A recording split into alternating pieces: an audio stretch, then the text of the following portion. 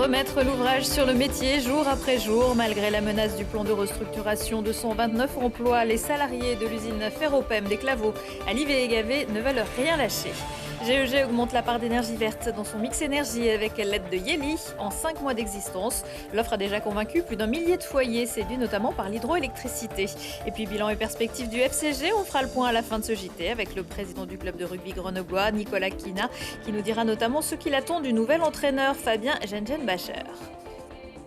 Bonsoir à tous, ravi de vous retrouver dans ce JT du vendredi 4 juin 2021. Toutes les heures à partir de 18h, l'essentiel de l'actualité du Grand Grenoble. La vallée de la Romanche retient son souffle. Ferroglobe, groupe spécialisé dans la production de silicium ou d'alliage à base de silicium, envisage la fermeture de 2 de ses sites Ferropem, dont celui de Livet-et-Gavet. 129 emplois sont directement menacés, mais de nombreuses familles pourraient être impactées. Un plan de sauvegarde pour l'emploi a été engagé. Charlotte Faulkner. Dans l'usine des Claveaux à Livet-Gavet, pas le moindre signe de grève, mais des salariés qui travaillent sans relâche pour démontrer la rentabilité et la performance de leur usine. Des salariés qui auraient pu être démoralisés ou encore résignés après l'annonce au mois de mars de Ferroglobe de supprimer les 129 postes du site isérois, mais il n'en est rien. Après l'annonce du PSE, c'est vrai qu'on a eu un peu le moral dans les chaussettes, il faut être réaliste. On a eu la chance d'avoir notre outil de travail, du moins des commandes et notre outil de travail encore en service. Donc on a décidé de se remonter les manches et de tout faire pour faire voir que c'était une erreur. Et je vous dis franchement, c'est dur à vivre. On a prouvé par rapport à son comportement qu'on pouvait nous faire confiance. On est des gens responsables, qu'on tient à notre usine. On leur a prouvé qu'ils se sont trompés. Je suis optimiste. Et comme j'ai dit, quoi qu'il arrive, je ferai mon travail jusqu'au dernier jour parce que au moins, quoi qu'il arrive, j'aurai pas de regrets. L'usine des Claveaux existe depuis plus de 124 ans. C'est la dernière usine des Gorges de la Romanche. Une fermeture qui inquiète les élus. Si Ferropem était amené à fermer, c'est toute la vallée qui risquerait d'en subir les conséquences. Dans l'industrie lourde, c'est le cas avec l'électrométallurgie. Un emploi direct, c'est 3 emplois induits.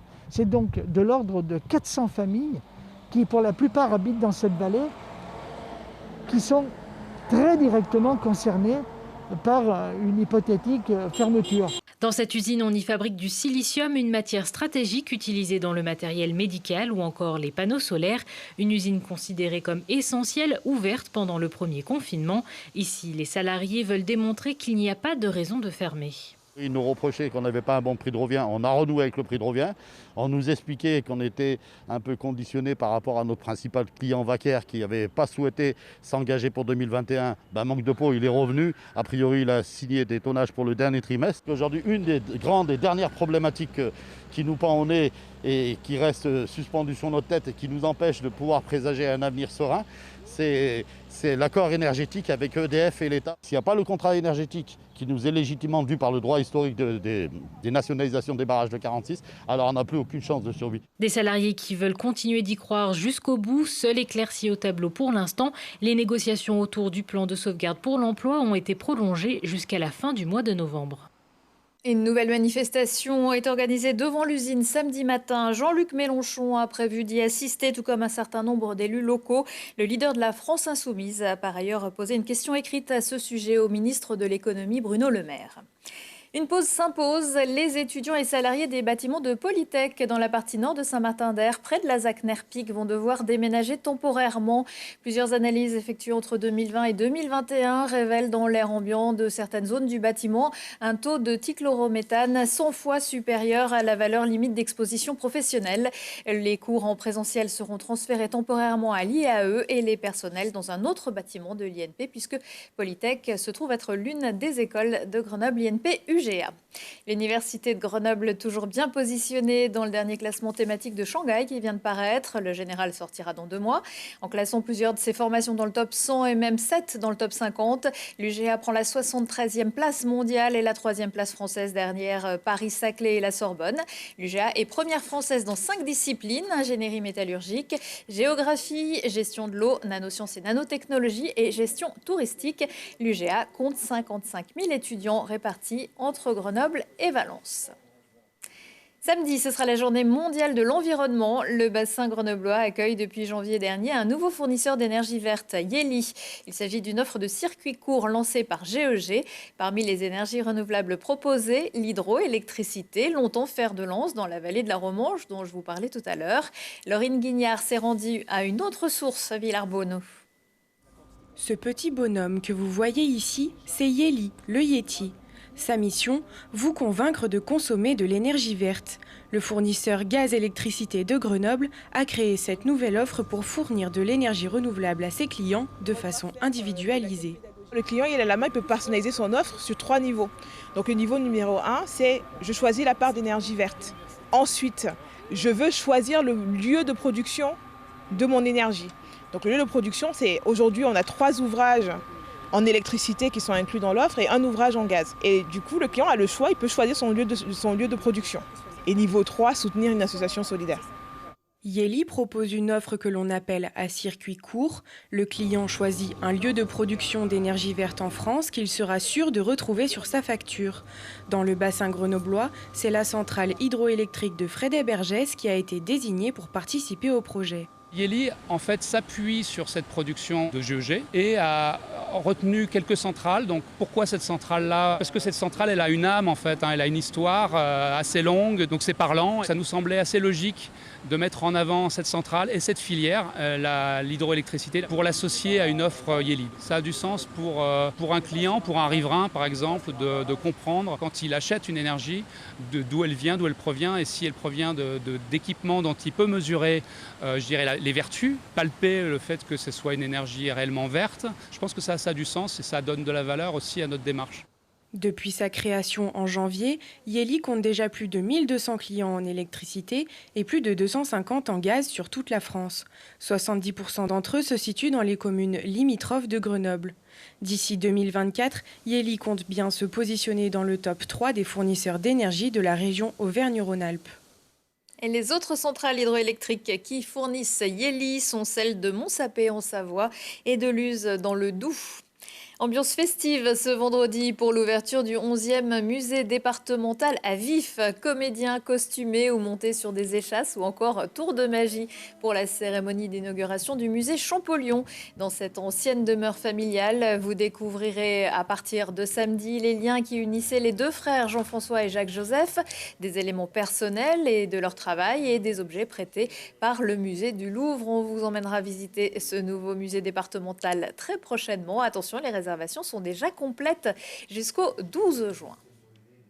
Arrivé au Sapé en Chartreuse ce vendredi après-midi pour les coureurs du 73e Critérium du Dauphiné. 6e étape remportée par Alejandro Valverde de l'équipe Movistar au terme de la dernière ascension, celle de la Côte de la Frette. Samedi, la 7e étape conduira les coureurs de Saint-Martin-le-Vinoux à La Plagne. Saint-Martin-le-Vinoux qui, sur la carte des organisateurs ASO, semble plutôt placé à Saint-Imier. Peut-être un coup du directeur Bernard Thévenet, habitant de la commune du Grésivaudan. Attention justement dans le secteur aux coupures de route. Je vous propose à présent de prendre des nouvelles du FCG. Le club de Grenoble jouera encore en Pro D2 la saison prochaine, mais il y a du changement, notamment du côté du staff et des joueurs, et peut-être aussi des ambitions. On en parle avec le président du FCG, Nicolas Cunat. Bonsoir. Bonsoir.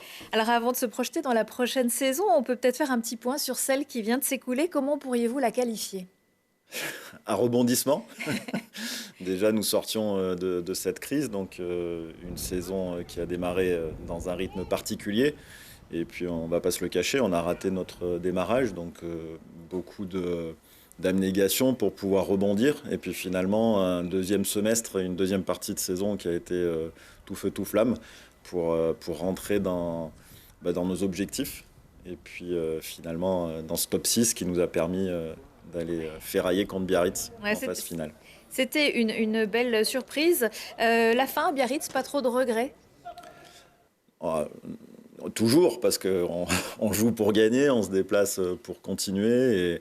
Et en même temps, voilà, en étant sur place, on s'est rendu compte que Biarritz était vraiment prête. Et Biarritz qui jouera la finale samedi. La preuve, voilà. Tant qu'à faire, je préfère qu'ils aient gagné. Comme oui, ça, on a encore moins de regrets.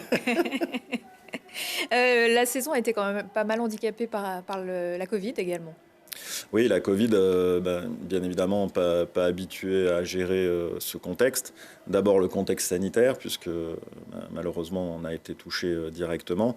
Et puis le contexte finalement autour de cet effectif qui a dû jouer dans un stade vide, avec des partenaires, des abonnés, des spectateurs absents dans le stade. Donc c'est vrai que ça a été particulier. On n'a pas envie de s'habituer à ça parce qu'effectivement on n'est pas dans le sport pour ça. Donc beaucoup effectivement de phénomènes nouveaux à gérer. Mais force est de constater que le groupe a su quand même rester soudé et puis faire face. Donc voilà, on retiendra ce côté positif. Alors, le club était entraîné cette saison par Stéphane Glas qui s'en va. Qu'est-ce que vous attendez du nouveau staff, dont le nouveau manager général, Fabien Gingian-Macher, qu'on connaît bien ici? On attend un projet. Enfin, on s'est entendu sur le projet, puisque quand on est arrivé avec David aux manettes de la SASP, on avait écrit et projeté un projet en 3 phases.